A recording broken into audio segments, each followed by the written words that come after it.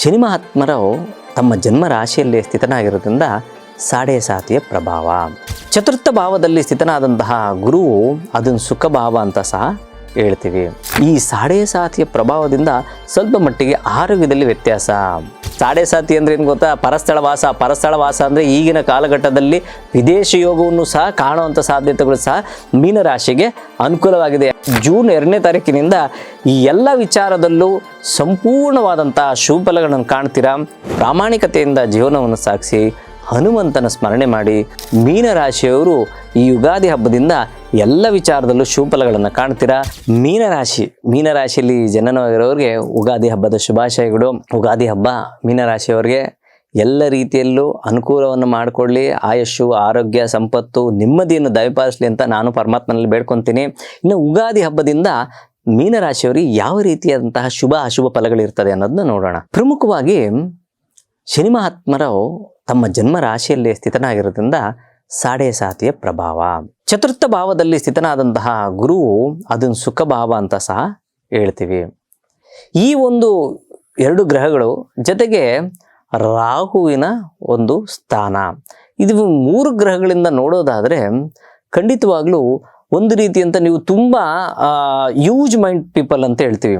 ಅಂದರೆ ತುಂಬ ಬ್ರಾಡಾಗಿ ಯೋಚನೆ ಮಾಡುವಂಥದ್ದು, ಎಲ್ಲ ವಿಚಾರಗಳನ್ನು ಸೂಪರಾಗಿ ತುಲನೆ ಮಾಡುವಂಥದ್ದು, ತೂಕ ಹಾಕುವಂಥದ್ದು, ಮಾತಿನಲ್ಲಿ ಒಂದು ಬಿಗಿಯಾಗಿರುವಂಥದ್ದು, ಯಾರಿಗೂ ನೋವು ಪಡಿಸದೇ ಇರುವಂಥದ್ದು, ಇಷ್ಟೆಲ್ಲ ಇದ್ದಾಗ ಈ ಸಾಡೆ ಸಾತಿಯ ಪ್ರಭಾವದಿಂದ ಸ್ವಲ್ಪ ಮಟ್ಟಿಗೆ ಆರೋಗ್ಯದಲ್ಲಿ ವ್ಯತ್ಯಾಸ. ಜೊತೆಗೆ ಒಂದು ವಿಚಾರ ಹೇಳಬೇಕು ಅಂದರೆ ಈ ಪಾರ್ಟ್ನರ್ಶಿಪ್ಪು ಅಥವಾ ಫ್ರೆಂಡ್ಶಿಪ್ಪು ಅಥವಾ ಸಹೋದ್ಯೋಗಗಳಾಗಿರ್ಬೋದು ಅಥವಾ ಪತಿ ಪತ್ನಿಯಲ್ಲಾಗಿರ್ಬೋದು ಸ್ವಲ್ಪ ಕಿರಿಕಿರಿ ಆಗುವಂಥ ಸಾಧ್ಯತೆ ಇರ್ತದೆ. ಇದ್ರ ಬಗ್ಗೆ ಸ್ವಲ್ಪ ಗಮನ ಹರಿಸಿದ್ರೆ ಒಳ್ಳೆಯದು. ಗಮನ ಹರಿಸಿದ್ರೆ ಏನು ಗೊತ್ತಾ? ಸುಮ್ಮನೆ ಅವರ ಮಾತಿಗೆ ಹೌದು ಸರಿ ಸ್ವಾಮಿ ಅಂತ ಹೇಳ್ಬಿಟ್ಟು ಸುಮ್ಮನೆ ಆಗ್ಬಿಟ್ರೆ ಖಂಡಿತ ಒಳ್ಳೇದಾಗುತ್ತೆ. ಅದಕ್ಕೇನಾದರೂ ನೀವು ಮಾತಿಗೆ ಮಾತು ಕೊಟ್ಟರೆ ಗಲಾಟೆ ಆಗುತ್ತೆ. ಮಾತಾಡಿದ್ರೆ ಅದು ಸಂಭಾಷಣೆ ಆಗುತ್ತೆ. ಆ ಕಾರಣದಿಂದ ಏನೂ ಒಂದು ಹೆಚ್ಚು ಮಾತಾಡದೆ ಸರಿಪ್ಪ ಆಯಿತು ಅಂತ ಸುಮ್ಮನೆ ಆಗ್ಬಿಟ್ರೆ ತುಂಬ ಒಳ್ಳೆಯದು.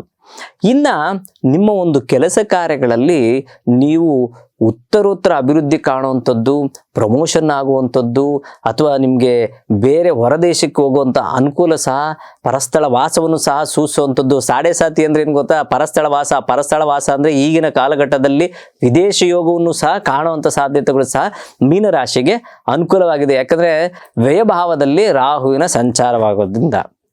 ಇನ್ನು ಹಣಕಾಸಿನ ವಿಚಾರದಲ್ಲಿ ಸಂಪೂರ್ಣ ಶುಭ ಫಲಗಳನ್ನು ಕಾಣ್ತೀರಾ.